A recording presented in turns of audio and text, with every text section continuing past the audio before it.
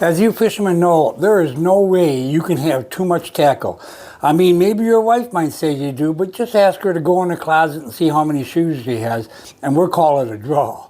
But today I want to talk to you about, we get a big box. I have a big box here because all the fishing we did, I fished with a lot of people. I fished with some pro walleye fishermen, so I had to have some walleye stuff in here.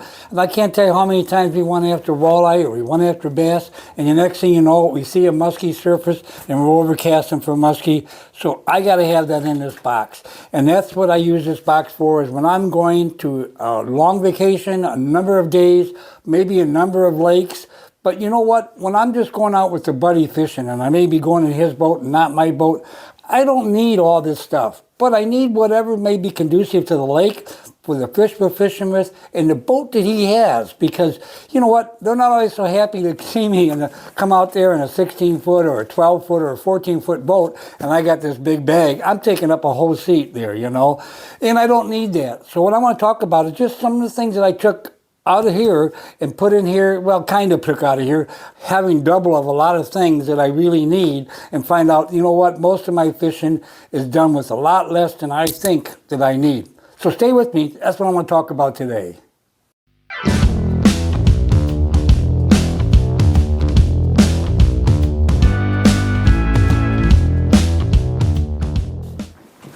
First off, you don't want to cut yourself short when you're going fishing, but this gives you an opportunity to put together for the fish you're going after, maybe the lake you're going after, and just some of the things you know already before you even leave. Now, if it's a lake you fished before, you got a pretty good idea what you're going for. So you may say going for crappie and I'm going for bass. So you want to make sure you have in here the tackle for crappie and bass, but not to overlook, maybe you want some walleye things in here. You may want a variety of things, you know, other than some huge muskie baits or something if there's no muskie in the lake. And, you know, a lot of the time we're fishing, there isn't muskie and there isn't huge fish, but there may be lots of crappie and bass and white bass. So you want to be able to be prepared to catch just about anything. And you know you can catch anything from a little lure and minnow. One of my biggest walleyes I ever caught was on such a small minnow, it was ridiculous. More of a crappie minnow, and it worked. So anything can hit anything, and we want to be prepared. So what we wanted to do, what I did any which way, and you may want to do something similar, is taking your big box and taking a look at it and seeing what you actually pull out of there and use, you know, ones that you can't be without. And what I did is the same thing here, you can't be without. Now, when I go with a buddy, and we're just buddy fishing, we're not going out doing any filming or anything like that, we're just having fun. So I may use a lot of crappie, maybe use some jigs. I mean, how can you not love jigs?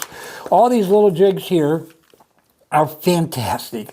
I mean, you can use this with light line, drop it down right off the bottom, and you can catch anything from walleye to bass to whatever, and you hit the structure where there's logs and so forth that you can get down with a good depth finder and see exactly where you are. So you got to have a good selection of jigs. And to go along with that jigs, that's what this is, you go along with that, you may have other things here. Let's see, I have on the side here, is I have a lot of these little rubber tails that go on these jigs, really sit on there quickly, makes like little minnows. They work really, really well. And you can get a package like this for next to nothing, you know.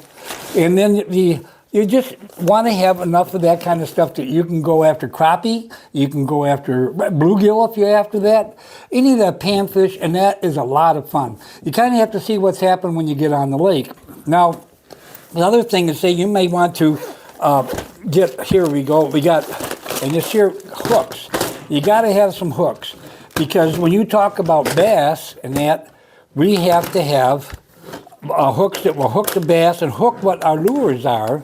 Now, these are a box of hooks that will go with the other thing that I got to have. I got to have, first off, I got to have some worms. I got to have some plastic worms, because no matter where we go, it just doesn't seem like, whether you're crappie fishing or whatever, there's bass in that lake. There's probably, between crappie and bass are probably in the most lakes in the area, and in just about any area, and so forth. So I got to have my wacky worms, my box of wacky worms, and I got to have hooks to go with that. I got to have a box of, well, this is power worms, still one of my favorite baits, and these power worms The power worms, the power worms are awesome standby. I mean, you can't go wrong with the power worm. And that's when you need a variety of hooks. Now, the cool part about the hooks is you can get some hooks like this that have weight on it, so you don't have to have a lot of garbage on your line. Here's another one that's got a big hook,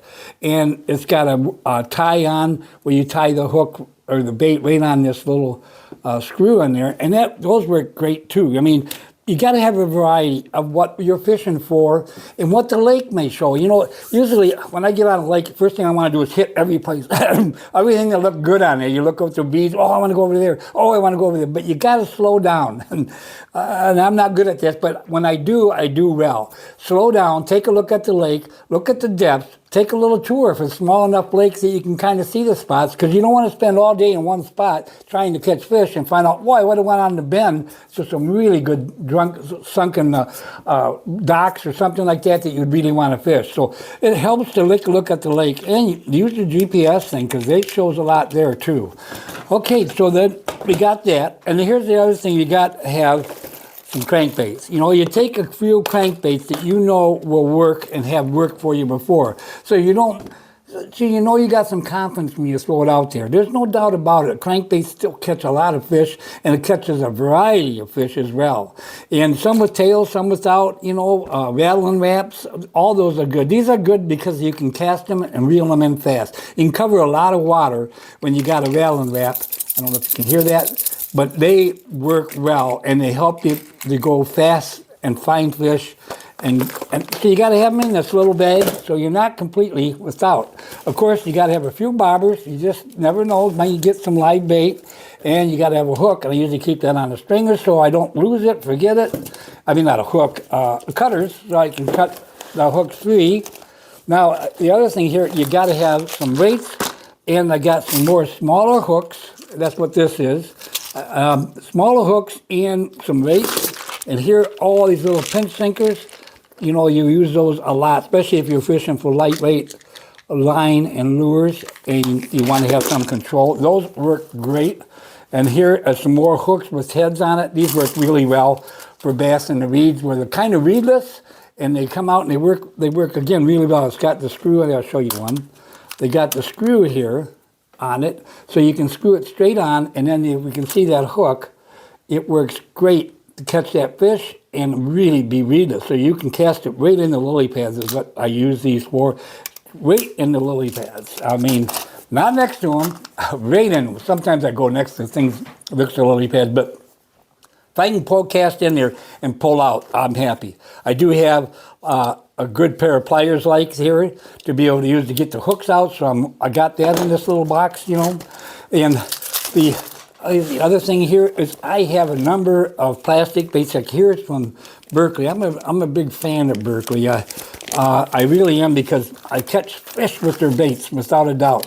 So here's like one of the qualls. I like to use these when we're in the weeds and on the surface. In the box again, primary baits, you know, lots of hooks to be able to put those on. And here's those little minnows.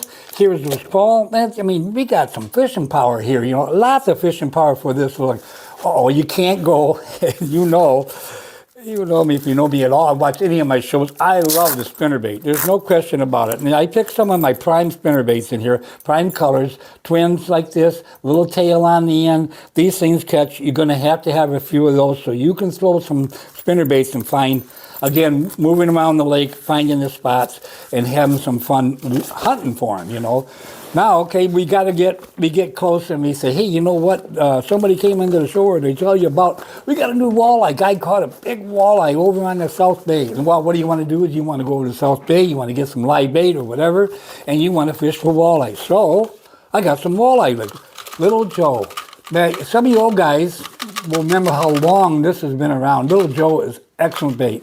Excellent bait, and it works. It's like a Lindy rig is what this is here, as official Lindy rig from the Lindy brothers, you know, when they made that. And I tell you, I use this so much in Minnesota, it was ridiculous, using it on a worm harness. That's what this really is, called a harness, and minnows.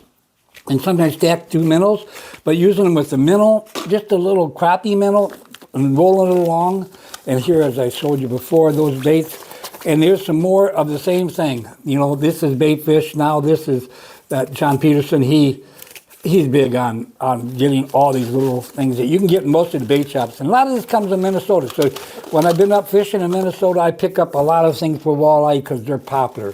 And you got to have some bobbers, so if I didn't say already, because those, you end up using them, surprising yourself. So right there, real quick, I went through this fast, because it's supposed to be a quick video. It's supposed to be one of the quick tips. So it just goes to show you, I got a whole lot of bait in here. Take it out of your big box. Take a look at what's in your big box that you want. Now, if there's stuff that's important that you like to fish with and you use it a lot, well, don't necessarily take it out of your box. Get more of it so you can have this box ready to go and you don't have to do any transferring. Your buddy calls and says, hey, I hear they're biting on, you know, Lake Chabonneau or Lake Delavan or Lake Beulah. Those are some of the lakes that's close to me, and I take off and go. I don't want to do anything. I say, we're taking your boat, and then I grab this. And we're taking my boat, I'm grabbing the big box. But the point being is you're all set to go. You don't have to short anything, and you don't have to short anything out of this. And the same thing goes. If you don't find you don't use any one of the boxes or anything in here, then switch it out with something that may be more productive. So hopefully that helps. It just gives you a different line of thinking when it comes to fishing and preparing for your day. Okay, hope you had fun looking at all my tackle. I'm anxious to see what I hear from you guys. Leave some messages, leave a note on what you use and if you've ever done something like this. All right, thanks for watching.